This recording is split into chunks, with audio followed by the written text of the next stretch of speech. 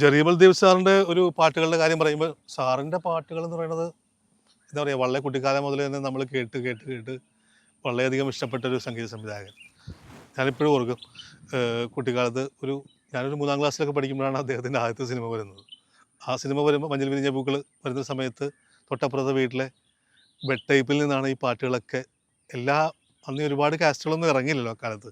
അപ്പോൾ ഈ വന്ന കാസ്റ്റിനെ ഇങ്ങനെ വച്ച് വച്ച് വച്ച് വച്ച് വെച്ച് കേട്ടുകൊണ്ടിരിക്കുകയാണ്. ഈ പാട്ടുകളൊക്കെ മനഃപ്പാഠമാണ്. അങ്ങനെയാണ് അദ്ദേഹത്തിന് ജെറിയബൽ ദേവ് എന്നുള്ള പേര് കേൾക്കുന്നത്. പിന്നെ അദ്ദേഹത്തിൻ്റെ നിരവധി പാട്ടുകൾ നമ്മൾ കേട്ടു.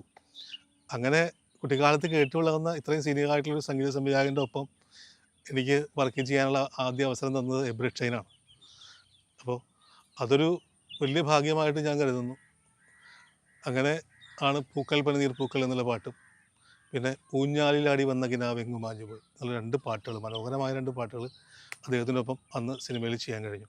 തുടർന്ന് അദ്ദേഹമായിട്ട് ഞാൻ നോൺ ഫിലിമുകൾ കുറേ ചെയ്തു.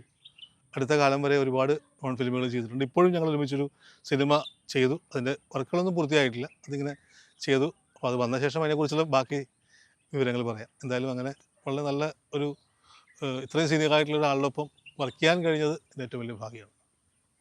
ഒരുപാട് പഠിക്കാനും കഴിഞ്ഞു എന്ന് പറഞ്ഞിട്ടുണ്ട്. അതായത് സാറിൻ്റെ ഒരു ചിട്ടകളുണ്ട്.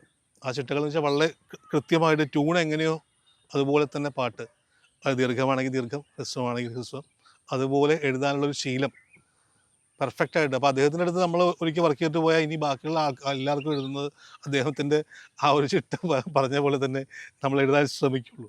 അതൊരു വലിയൊരു സ്കൂളാണ്. കാര്യം ഈ ട്യൂണിട്ട് പാട്ടെഴുത് എന്ന് പറയുന്ന കാര്യം വേറെയാണല്ലോ. എപ്പോഴും അത് എങ്ങനെയാണോ അതിൻ്റെ ട്യൂണിൻ്റെ മീറ്റർ, അതിൻ്റെ ആക്സെൻറ്റ്, ഇങ്ങനെ പലതും നോക്കാനുണ്ട്. അതായത് ഇപ്പോൾ താരരാര എന്ന് ഒരു ട്യൂൺ വന്നാൽ എങ്ങനെയാണോ അത് ഫ്ലോ ചെയ്തേക്കണം, താരരാര, അപ്പോൾ തത്തരാരയാവരുത്. അതാണ് ഇപ്പോൾ പാടിയാടിവ, താരരാര എന്ന് പറയുന്നതാണ് പാടിയാടിവ എന്നുള്ളതിൻ്റെ. അത് കൂട്ടുകൂടിവ എഴുതാൻ പറ്റില്ല അവിടെ, അതാണ് അതിൻ്റെ പ്രശ്നം. അതായത് തട്ടട അല്ല, കൂട്ടുകൂടി, രണ്ടാമത്തെ കൂട്ടക്ഷരായി ടട്ടട ടട്ടടാട കൂട്ടുകൂടിവ. ഇതാണ് മീറ്റർ ആക്ഷൻ തമ്മിലുള്ള വ്യത്യാസം. അപ്പോൾ അങ്ങനത്തെ കുറേ കാര്യങ്ങൾ അദ്ദേഹത്തിൽ നിന്ന് പഠിക്കാൻ പറ്റി. കുറച്ച് കാര്യങ്ങൾ നമ്മൾ ധരിച്ചു വെച്ചതും അദ്ദേഹത്തിൻ്റെ കയ്യിൽ നിന്നുള്ള ചില അനുഭവങ്ങളും കൂടി ചേരുമ്പോൾ നമുക്ക് പുതിയൊരു റിഫ്രഷ്മെൻറ്റ് കിട്ടും. നമ്മുടെ എഴുത്തിൽ മാറ്റങ്ങൾ അറിയാതെ ഉണ്ടാവും. പിന്നെ എപ്പോഴും ആ ഒരു ചിട്ട ശീലിക്കാനായിട്ട് നമ്മൾ ഭയങ്കരമായിട്ട് ശ്രമിക്കും. അപ്പോൾ അതെനിക്ക് അദ്ദേഹത്തിൻ്റെ ഒപ്പമുള്ള വർക്കിൽ എനിക്ക് ഏറ്റവും കിട്ടിയ ഗുണം അതാണ്. അത് കാരണം ഞാൻ പാട്ട് എഴുതി കഴിഞ്ഞാൽ അത് മീറ്റർ ആയില്ലെന്ന് ആരും പറയില്ല.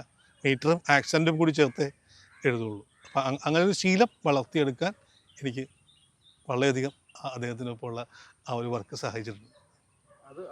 കൂടാതെ ഈ ഒരു വാദ്യം പഠിച്ചതിൻ്റെ ഒരു ഈ വാദ്യം പഠിച്ചതിൻ്റെ ഒരു ഗുണം കൊണ്ടാണ് എനിക്ക് ഇപ്പോൾ ഈ ആക്സൻ്റ് ഒക്കെ മനസ്സിലാവും. തത്ത എന്ന് പറഞ്ഞാൽ അതേപോലെ തന്നെ ഉള്ള തതാത്ത വീടാത്ത എന്നുള്ളതാണ് കറക്റ്റ്. അപ്പോൾ അങ്ങനെയുള്ള പദങ്ങളെ ചിന്തിക്കുള്ളൂ നമ്മൾ. കഴിഞ്ഞാൽ അല്ലാതെ അവിടെ കുറച്ച് പോയറ്റിക് ആക്കി കളയാം എന്നുള്ള അതല്ല. അവിടെ ആ സൗണ്ടിങ് ആണ് അവർ ആഗ്രഹിക്കുന്നത്. ആ ഒരു എങ്ങനെ പറഞ്ഞോ അതുപോലെ എഴുതുക എന്നുള്ളത്. അപ്പോൾ അതൊരു പരിമിതിയാണ്, ഒരു എഴുത്തുകാരനെ സംബന്ധിച്ച് പരിമിതിയാണ്. കാര്യം നമുക്ക് മലയാളത്തിൽ അതിന് മാത്രം ഇങ്ങനെയുള്ള വാക്കുകളില്ല. പരിചിതമായ വാക്കുകളായിരിക്കാം, എങ്കിൽ പോലും അത് കറക്റ്റായിട്ട് അവിടെ വച്ച് അതിലൊരു ആശയം പറഞ്ഞ് ഇതിനെ തരണം ചെയ്യുക എന്നുള്ളതാണ് ഗാനരചയിതാവിൻ്റെ ആ സമയത്തെ